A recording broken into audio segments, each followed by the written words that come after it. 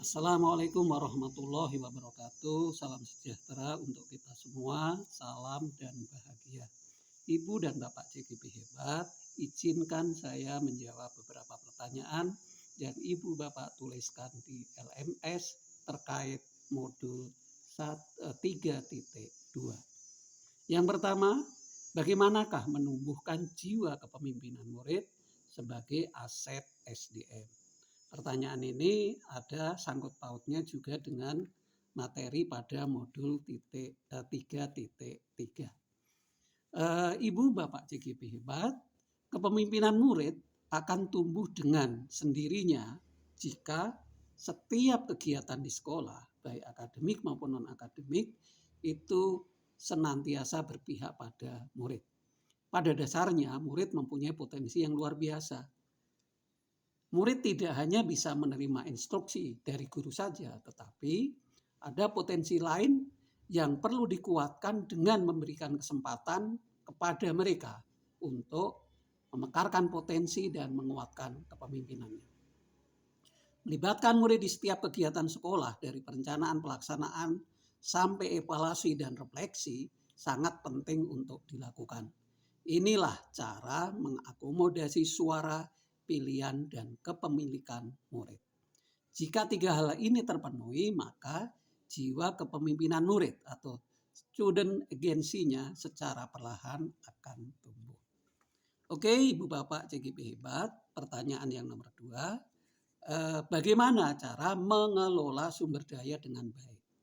Yang pertama tentu kita warga sekolah bersama-sama melakukan identifikasi atau pemetaan sumber daya atau aset yang ada di sekolah kita, termasuk yang ada di sekitar sekolah kita, lingkungan sekolah kita yang bisa dimanfaatkan untuk mendukung program-program sekolah.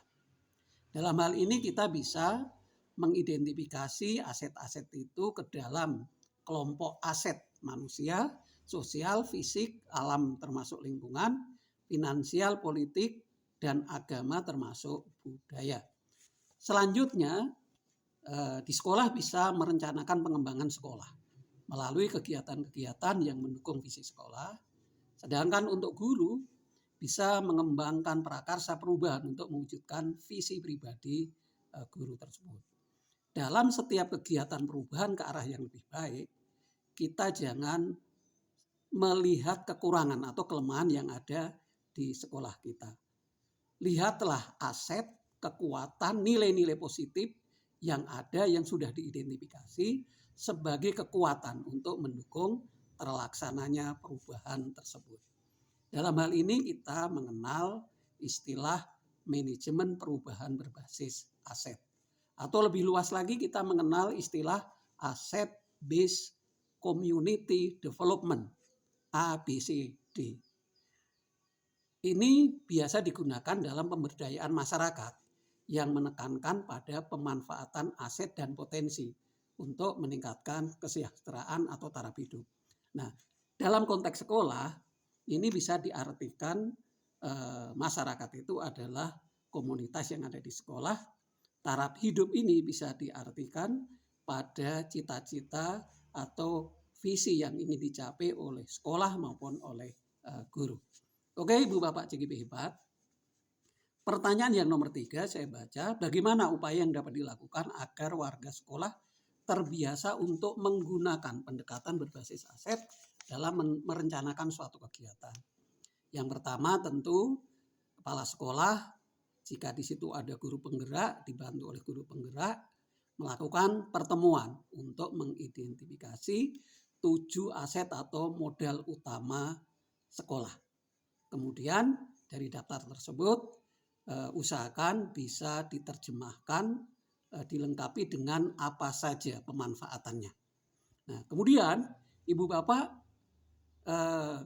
bisa saling memberikan pemahaman kepada warga sekolah lain terkait konsep manajemen perubahan berbasis aset agar bisa memanfaatkan aset-aset yang sudah diidentifikasi tadi. Nah, tahap berikutnya tentu sama-sama melakukan implementasi terhadap pemanfaatan aset-aset yang sudah ada tadi untuk kegiatan-kegiatan sekolah. Semakin sering kita menggunakan manajemen berbasis aset ini, maka kita akan semakin terlatih di dalam pemanfaatan aset-aset sekolah atau semakin terlatih memanfaatkan manajemen berbasis aset. Bapak Ibu yang saya hormati, selanjutnya pertanyaan nomor 4. Apa yang bisa dilakukan untuk kemajuan sekolah jika 6 modal aset sudah bagus tetapi modal manusianya belum mumpuni? Ibu Bapak CGP hebat, kita bisa memanfaatkan salah satu atau beberapa aset yang sudah ada untuk menguatkan aset lain yang dianggap masih lemah.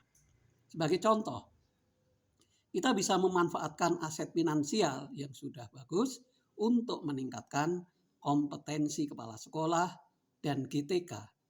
Nah, pada gilirannya, kalau aset manusianya sudah meningkat, maka akan dapat dimanfaatkan untuk menggunakan aset-aset yang lain dalam rangka mendukung keberhasilan kegiatan-kegiatan yang ada di sekolah.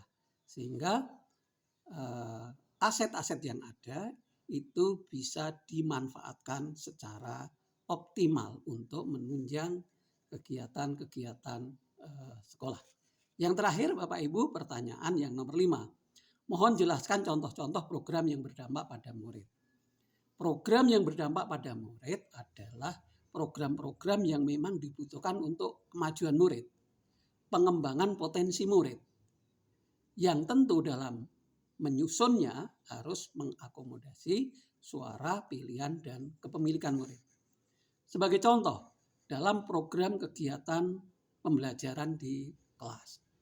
Sebelumnya, Bapak Ibu Guru melakukan satu pemetaan kebutuhan belajar murid.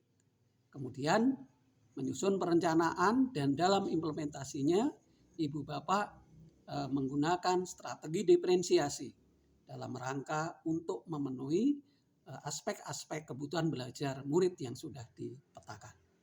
Apa dampaknya kepada murid? Ada dampak langsung pada murid. Yang pertama, murid bisa kritis, kreatif, kemudian berikutnya komunikatif dan kolaboratif. Artinya apa? Siswa bisa aktif dalam belajar, siswa bisa menemukan cara belajarnya sendiri karena kebutuhan belajarnya terpenuhi. Nah, dampak lebih jauh lagi, jika aktivitas belajar murid itu optimal, maka pada gilirannya capaian akademik murid akan meningkat. Oke, terima kasih Ibu Bapak CGP hebat. Mudah-mudahan apa yang saya sampaikan ini bisa menguatkan pemahaman kita bersama. Terima kasih. Assalamualaikum warahmatullahi wabarakatuh. Merdeka, salam dan bahagia.